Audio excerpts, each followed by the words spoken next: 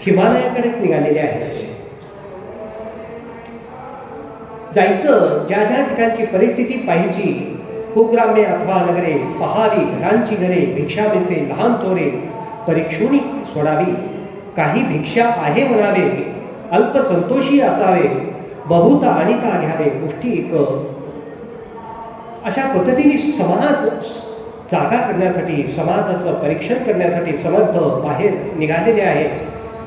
पाहताय देशस्थिती कशी होती, समाजस्थिती कशी होती ते समर्थ पाहताय. आणि समर्थ गुजरात या परिसरामध्ये आलेले आहे. त्या परिसरात आल्यानंतर समर्थांनी त्या बंदरावर समर्थ आलेले आहेत. बंदरावर ती स्थिती समर्थांनी पाहिली की चिंतेने ऊर फाटतो, अशी स्थिती त्या ठिकाणी समर्थांनी पाहिली की त्या बंदरावर हजारो स्त्रिया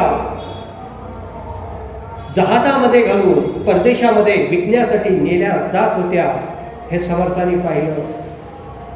काय वाटलं असेल?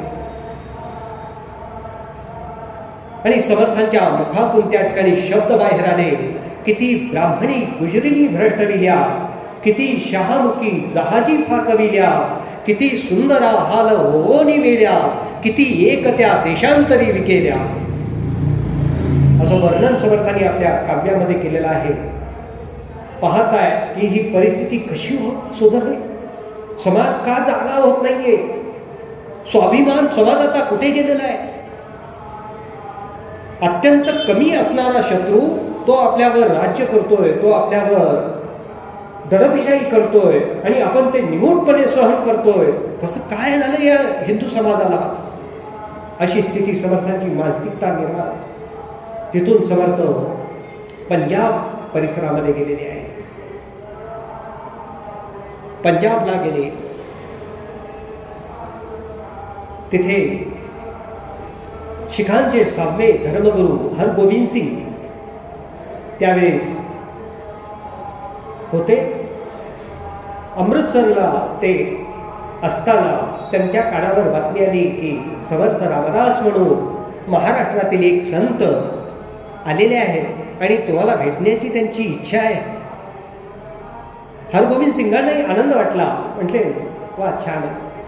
त्यांनी आपला सगळा फौजफाटा बरोबर घेतला. हजारे चांगले सामर्थ्यशाली सैन्य घेऊन तिथून निघालेले आहेत ते. कारण परिस्थितीच तशी होती की बरोबर सैन्य असणं हे त्यावेळेस फार महत्वाचं होतं. निघालेले आणि समर्थाच्याकडून येत आहे आणि इकडून हरगोविंद सिंग जात चाललेले आहे. दोघांची भेट एका ठिकाणी झालेली आहे. समर्थ पुढे उभे आहेत, हरगोविंद सिंग इकडे घोड्यावर आहेत आणि घोड्यावरून खाली उतरले. दोन्ही बाजूला 2 तलवारी लावलेल्या आहेत. समर्थांनी त्यांच्या चेहऱ्याकडे पाहिलं. संतांना संतच ओळखू शकतात. त्यांना ओळखलं त्यांनी. अंतरस्थिती जी आहे ती संतांची, ती संत ओळखत असतात. तशी हरगोविंद सिंगांची समर्थांनी ओळखलेली. आणि समर्थ म्हणताय, समर्थांनी प्रश्न केला हरगोविंद सिंगांना की म्हणजे आम्ही ऐकले होते की तुम्ही माया त्यागली आम्ही ऐकले होते. तेव्हा हरगोविंद सिंग म्हणतात की समर्था तुम्ही योग्य ऐकलं. मग समर्थ म्हणतायत मग हे 2 तलवारी आणि फौजफाटा कशासाठी? तेव्हा हरगोविंद सिंग म्हणताय की समर्था म्हटले या 2 तलवारी ज्या आहे, एक तलवार जी आहे ती माझ्या हिंदू माता भगिनींच्या शिलांच्या रक्षणासाठी आणि दुसरी तलवार जी आहे ते हिंदू धर्माच्या रक्षणासाठी, धर्माच्या रक्षणासाठी, राष्ट्राच्या रक्षणासाठी. समर्थांना तो विचार, सशस्त्र असा विचार तो समर्थांना खूप आवडला. समर्थांच्या चरित्रामध्ये असा उल्लेख केला जातो, असं म्हटलं जातं की समर्थ त्या ठिकाणी अमृतसरला 4 महिने राहिले. समर्थांनी चातुर्मास तिथे अमृतसरच्या मंदिरामध्ये काढला.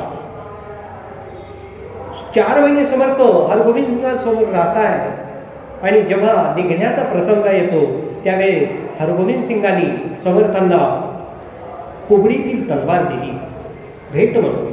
काहीतरी भेट दिली पाहिजे म्हणून. ती अजून सुद्धा सज्जनगडावर आपल्याला पाहायला मिळते. कधी गेलात गडावर, सगळे जातच असतात, तेव्हा ती कोबडीतील तलवार जी आहे ती हरगोविंद सिंगांनी समर्थांना दिलेली आहे. आणि समर्थांनी काय द्यावं? समर्थांनी तुळशीची माळ हरगोविंद सिंगांना दिलेली आहे. ती तुळशीची माळ अजून सुद्धा दिल्लीच्या चांदणी चौकातील गुरुद्वाऱ्यामध्ये ठेवण्यात आलेली आहे. मी स्वतः पाहिली ती. कधी गेलात तुम्ही दिल्लीला तर चांदणी चौकामध्ये जो गुरुद्वारा आहे तिथंच समर्थांनी स्थापन केलेले मारुती रे म्हणजे